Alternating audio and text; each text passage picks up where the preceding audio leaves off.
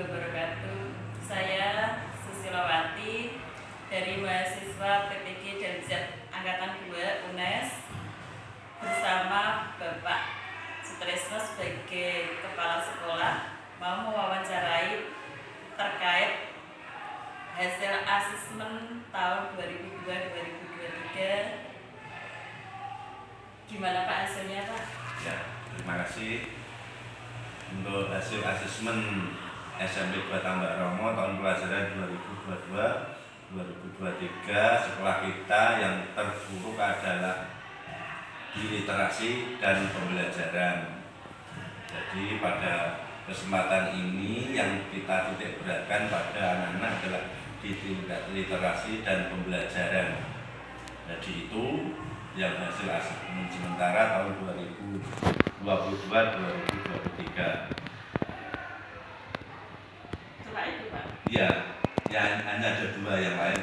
Terus kira-kira kelanjutannya bagaimana dengan kekurangan tadi? Ya kalau dari literasinya anak-anak ini kita pertekan dengan Bapak Ibu Guru di jam literasi kita buat jam sebelum pembelajaran kita adakan literasi. Jadi anak-anak tiap pagi kita ajari untuk berliterasi atau membaca kurang lebih 15 menit. Itu untuk literasinya. Ada lagi misalnya memanfaatkan perpustakaan atau yang lain lagi? Ya itu bisa. Kalau literasi itu kan membaca. Jadi anak-anak di waktu istirahat sudah kita anjurkan untuk bisa masuk ke perpustakaan. Tapi anak-anak rata-rata di sini istirahat itu langsung ke kantin, bukan ke perpustakaan. Nah, kebiasaan jelek ini anak-anak harus kita arahkan di waktu pembelajaran di kelas. Harus selalu mengingatkan, Bapak Ibu Guru harus selalu cerewet terhadap anak. Cerewet tapi untuk kebaikan, bukan cerewet untuk yang negatif. Jadi itu harapan kami selaku yang dituakan. Memang literasi memang sudah kita pertegaskan untuk di sini, tapi kenyataannya anak-anak waktu istirahat belum dimanfaatkan untuk ke perpustakaan membaca. Jadi rasanya belum cukup, sehingga saya membuat kebijakan bahwa sebelum pelajaran 15 menit sebelum itu anak-anak diharuskan untuk berliterasi terlebih dahulu, dibimbing oleh Bapak Ibu mengambil jam pertama sebelum jam 9. Iya Pak, anak sekarang itu kan dekat dengan chat ya. Semua anak itu sudah punya HP. Terus kegiatan literasi yang diharapkan dari anak-anak yang di bawah HP itu kira-kira apa? Kalau anak-anak yang pakai HP itu kan nyun sewu, kemungkinan anak-anak walaupun mayoritas anak-anak di sini pakai HP itu kan kurang maksimal. Ada juga yang tidak punya HP atau HP-nya masih jadul.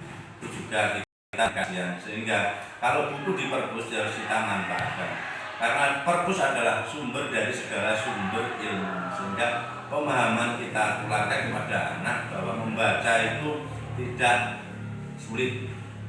Anak itu membaca tidak sulit, tapi kita harus tiap pagi, tiap detik, tiap menit harus mengingatkan ke anak bahwa membaca itu penting, membaca itu penting.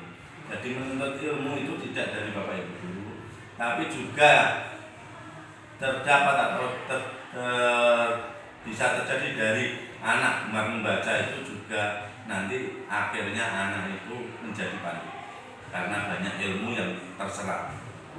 Itu yang terkait literasi ya Pak. Yang kedua tadi nilai minimal yang kedua adalah di pembelajaran.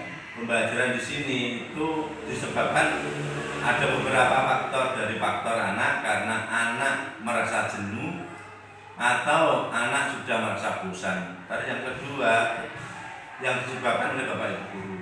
Bapak Ibu Guru juga misalnya dalam pembelajaran, dalam mendidik itu belum pas dengan sistem atau mekanisme pembelajarannya. Jadi metodenya belum pas.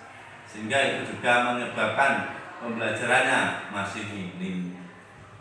Ya, kalau sarana prasarana saya kira sekolah sudah memadai, tinggal Bapak Ibu Guru cara mengelola kelas sehingga kelas itu sehingga terfokus pada mata pelajaran tertentu. Syukur-syukur pelajaran matematika itu menjadi momok bagi anak peserta didik. Kenapa momok? Karena dari zaman saya sekolah aja yang ditakuti itu matematika. Sehingga ini guru matematika memang harus pandai-pandai mengambil teknik, tahu karakter siswa itu bagaimana sehingga khusus pelajaran matematika bisa terserap ke anak, tidak mubadir gitu. Baik, saya sudah. Makasih ya Pak atas waktunya. Sama-sama.